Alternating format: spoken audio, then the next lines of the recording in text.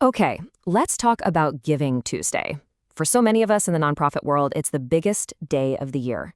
But what if you're just not feeling it this time around?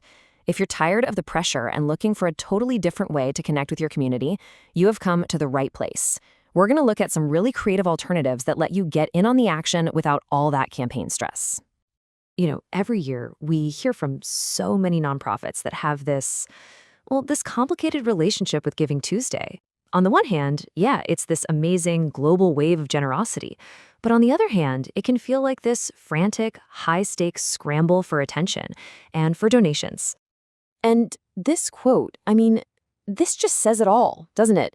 It just hits so hard for so many people. It's that feeling that you're all competing in this giant arena, and only the organizations with the biggest megaphones get heard. It really captures that frustration perfectly. So because of that feeling, a lot of organizations are starting to completely rethink their approach. They're taking a step back and asking some really important questions, like, is this massive, all-out campaign model really the best thing for our team and for our mission? And here's why people are asking those questions. The objections are real. A lot of people feel the day kind of favors the big, well-funded organizations that can just shout the loudest, And for smaller teams, the amount of work you put in, the squeeze, it doesn't always give you a result that feels worth it. The juice just isn't worth the squeeze. But here is the good news. You don't have to choose between going 100 miles an hour or doing nothing at all. There are some fantastic, super low-effort strategies that can still have a huge impact. You can leave your donation forms open, but keep your hands free to do other important things. Let's start with one of the simplest, most effective strategies out there. I love this one. It's called the power of 3. The power of 3 is as easy as it sounds. 1, a single phone call to your biggest supporter, maybe to lock in a matching gift. 2, one really great email that you send out to your entire list. And 3, one engaging social media post.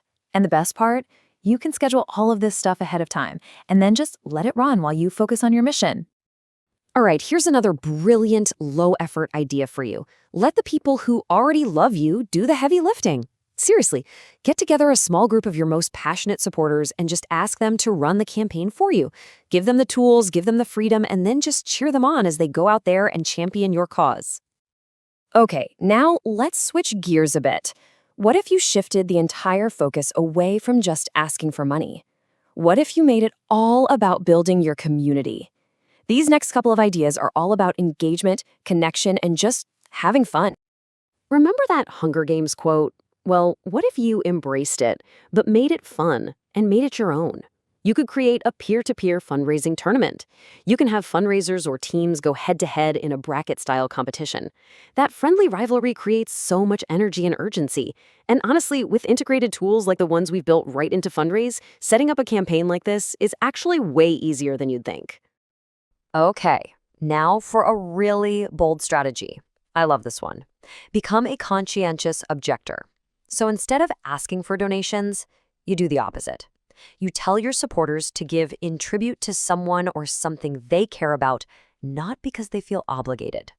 It's a total power move that builds incredible trust and reframes giving as a deeply personal act.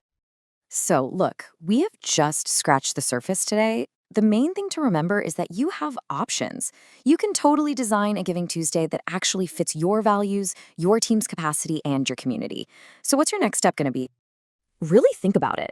Are you ready to trade in all that stress and scrambling for something that feels more creative, more authentic, and maybe, just maybe, even more effective for your organization this year? We've laid out all 8 of these creative ideas in a full guide over on the Fundraise blog. We've talked about a few of my favorites, but there are so many more in there, including how to tap into things like Black Friday. The link is right down there in the description for you. Go check it out and get inspired.